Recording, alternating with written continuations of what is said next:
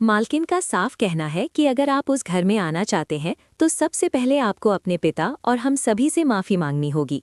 इतना ही नहीं, आपको ये भी खुले तौर पर स्वीकार करना पड़ेगा कि आपने अपनी बेटी और बहू के साथ अन्याय किया है।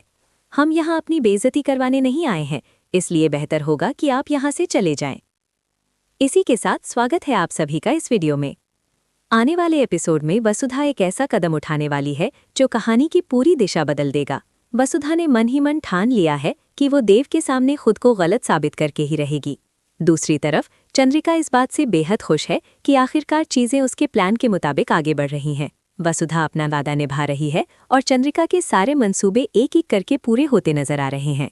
चंद्रिका का अहंकार इतना बड़ा है कि उसने कभी वसुधा को दिल से अपनाया ही नहीं, बल्कि उसने वसुधा को इस बात के लिए मना लिया है कि आखिरकार वो घर छोड़कर चली जाएगी। आने वाले एपिसोड में हालात इतने बिगड़ जाएंगे कि देवांश का गुस्सा वसुधा पर हाथ उठाने तक पहुंच जाएगा। अब सवाल ये है कि देवांश ऐसा क्यों करेगा? क्या वजह होगी इस बर्ताव के पीछे? आगे के एपिसोड में क्या खास होने वाला है? चलिए एक एक करके आपको सब कुछ बताते हैं। साथ ही एक ऐसा बोनस पॉइंट भी है जिसे सुनकर आप चौंक जाएंगे। लेकिन उससे पहले वीडियो को लाइक कर दीजिए और अगर आप चैनल पर नए हैं तो सब्सक्राइब करना ना भूलें। आने वाले एपिसोड में कहानी में एक बड़ा ट्विस्ट देखने को मिलेगा, जहां वसुधा एक बिल्कुल नए अंदाज में नजर आएगी।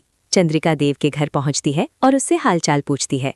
इसी बातचीत के दौरान वो वसुधा से कहती है कि वो उसके साथ घर चलने के लिए तैयार हो जाए। देव भी यही कहता है कि माँ चाहती है कि वे दोनों फिर से घर में एंट्री ले और सब कुछ पहले जैसा हो जाए। लेकिन वसुधा पहले ही फैसला कर चुकी है। उसने चंद्रिका से किया हुआ वादा निभाने के लिए देवांश के सामने खुद को बुरा साबित करने का रास्ता चुना है। इसी वजह से वो कुछ कड़वे शब्द बोल देती है। वो साफ कहती है कि अगर ये लोग चाहते हैं कि हम इस घर में वापस आएं, तो पहले उन्हें अपनी गलती स्वीकार करनी होगी, उन्हें माफ़ी मांगनी होगी और ये मानना होगा कि उन्होंने जो कुछ भी किया वो गलत था। वसुधा की ये बातें देवांश को अंदर तक गुस्सा दिला देती हैं। उसका गुस्सा इतना बढ़ जाता है कि वो वसुधा पर हाथ उठाने ही वाला होता है।